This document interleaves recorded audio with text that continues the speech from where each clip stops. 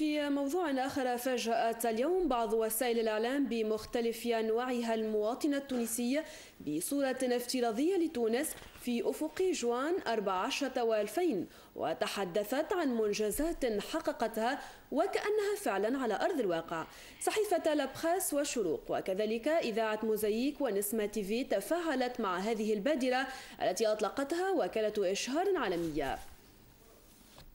دورة ثانية لمهرجان التسوق في القصرين وبوسالم قطب بيولوجي جهوي وطريق سيارة تونس قفصة سيدي بوزيد ومباراة افتتاحية لكأس العالم 14 و2000 بين تونس والبرازيل.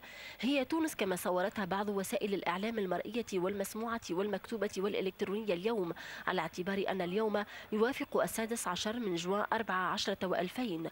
تونس افتراضية بإنجازات خارقة لكنها قابلة للتحقيق، والمبادرة كانت من إحدى وكالات الإشهار والعلاقات العامة. هي الفكرة كلها هي رجوع الثقة في التوانسة معناتها في نفوسهم ساعة والحاجة وفي بلادهم وفي الثورة وفي معناتها الأهداف نتاع الثورة اللي هما أهداف كلها ممكنة.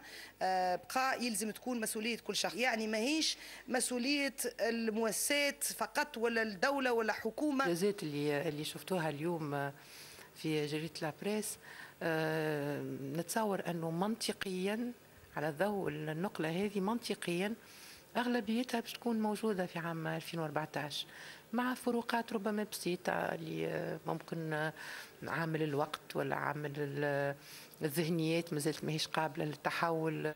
البرامج الاستشرافية والإنجازات الطموحة التي تحدثت عنها مختلف وسائل الإعلام اليوم لتونس في أفق 14 و2000 منها ما هو موجود فعلا في مخططات حكومية ومنها ما هو افتراضي. حكاوا على حاجات يا حبذا وكان جات ريال، ماذا بينا الحاجات هذه تصير ونشوفوا هاللوتوروت اللي حكاوا عليه ونشوفوا الوتلة 5 إتوال في القصرين ونشوفوا السياحة الصحراوية تتنمى. ماذا بينا الشيء هذا الكل، هذه أمنية كل واحد تونسي. عيطنا معناتها خبراء اللي عاونونا ومكنونا اللي يا البرنامج هذا كان موجود يعني حتى في الملفات نتاع الوزراء، كما مثلا الملف نتاع الطريق السريع نتاع تونس قفصة سيدي بوزيد.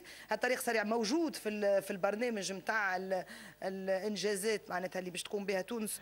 الفكرة تفاعل معها كل من فاجأته وسائل الإعلام اليوم بالنظرة التفاؤلية لمستقبل تونس، وبالتفاؤل نفسه أعرب الجميع أن تونس قادرة بكفاءاتها وبإرادة شعبها وثقته في المستقبل القريب على تحقيق ما قد يبدو نظريا صعب المنال.